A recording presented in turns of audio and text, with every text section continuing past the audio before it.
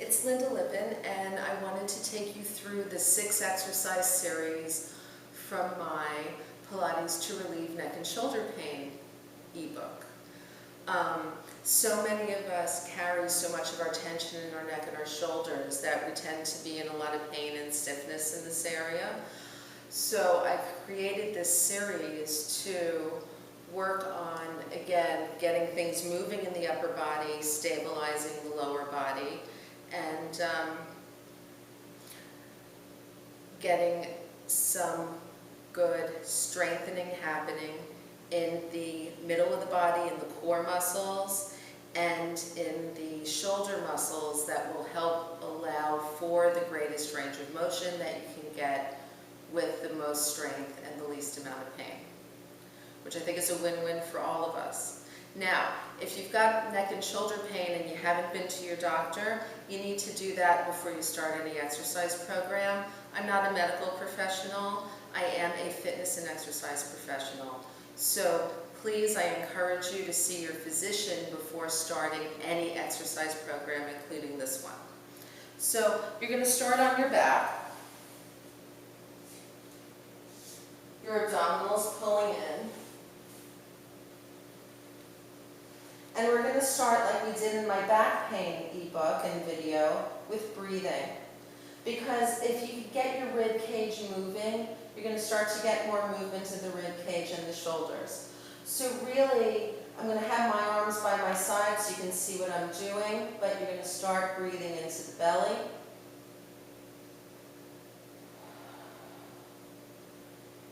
You're going to move into breathing into the middle of the rib cage.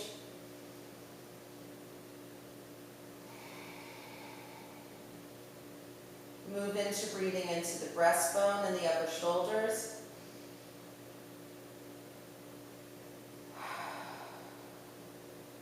And then start to put it all together. Inhaling deeply and exhaling, and really feeling the whole rib cage move. Your collarbones and shoulder blades are resting on your rib cage. Your rib cage goes to your waistline. There's a lot of real estate here to move. So you can even put your hands on your ribs, inhaling and exhaling.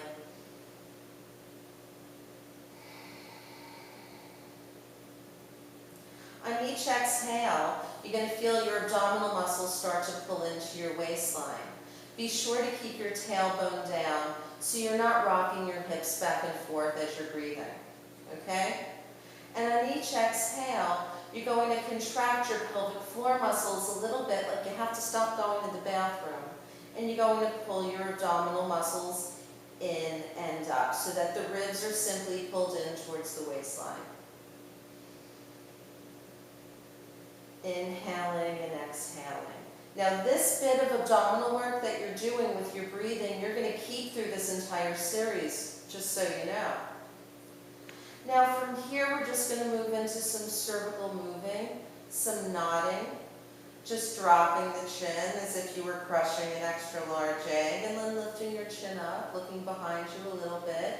So just going through the tilting and the arching, keeping the head down so you feel the skull move. Then you're going to take this into circles. And you want to stay within a pain-free range of motion for these exercises. You don't need to push too much out of a pain-free range. At no point should you be feeling burning pain in any movement. From there, we're going to move into some shoulder blade moving. So first thing I want you to do is clasp your hands, and you're going to put them under your head. Keep the abdominal work, and you're going to lift those elbows up, and you're going to squeeze your shoulder blades open, squeeze your collarbones closed, and squeeze your elbows together. And then you're going to open those elbows, and you're going to shove them into the floor and squeeze the back of the blades. And you're just going to do that a few times, lifting and squeezing, lifting and squeezing. And then you're going to lift your arms up to the ceiling. And you're going to do the same thing. You're going to keep the head down. You're going to lift those shoulder blades up, tightening the chest. You're going to drop them down and squeeze them together like you want to crack a walnut between those blades.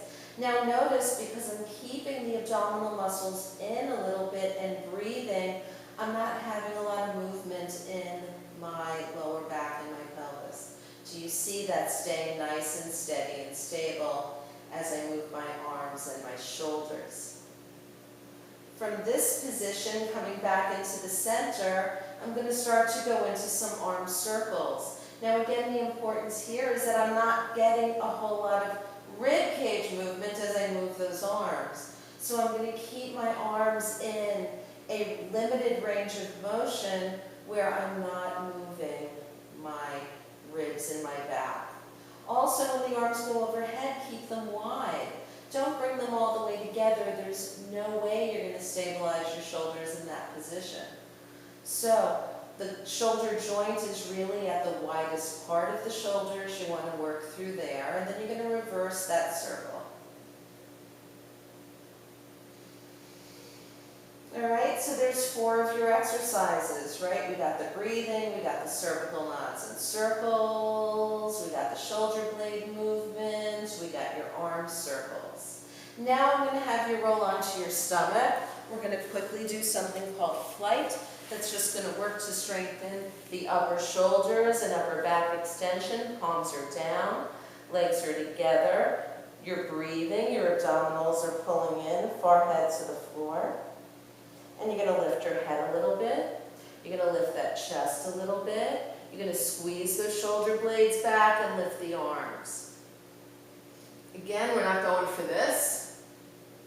We're staying long. We're also not going for just some uncontrolled neck work. You're just staying long as if you were standing in excellent posture. And you're going to do this a few times. The legs stay down. You breathe, your abs are in, just like when you were on your back, the butt's working, the shoulders, the arms. And then from there, you're going to come onto your back again. And we're going to do something called the full body rotation, which is one of my favorite exercises. You're going to have your knees bent, and you're going to have your arms out to the side like you're a big letter T, palms up. And basically, we're going to take this in stages. You're going to start to let both knees sway to the left. You're going to let them go until your left hip starts to lift up, or right hip starts to lift up, sorry. You're going to keep that right hip lifting up, keep it reaching away from your rib cage until your rib cage has to turn. When you feel like something has to happen in your right arm, you're going to bend that elbow. And you're going to slide it across the body until you're all the way over on your side. Hello. And then you're going to come back. You're going to start with that arm. You're going to start to slide it back. So that shoulder blade is now going to come back to the floor. The arm's going to slide. It's going to open. The ribs are going to pull back, as are the hips. You're going to do the same thing to the other side, starting at the hips, getting the arms moving, reaching, and coming back from the shoulders and the arms. Now, if you want to, you can also do this starting with the arms. You can bend the wrist and the elbow on the right arm, start to slide the arms, get the shoulder blade moving, the ribs are going to move, you're going to end up on your side. Yeah? And then you're going to come back, same way. And same thing to the other side.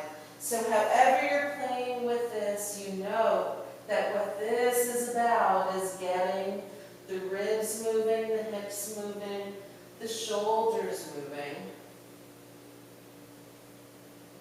as you're working through. So I hope that clarifies any questions you may have had from the written explanations in the ebook. Again, this is a 6-exercise series that if you would practice twice a day for 3 weeks, I promise you you're going to have some alleviation of your neck and shoulder tension and pain. So I hope you enjoyed this. Have a great day, and I'll see you soon with another video. Thanks.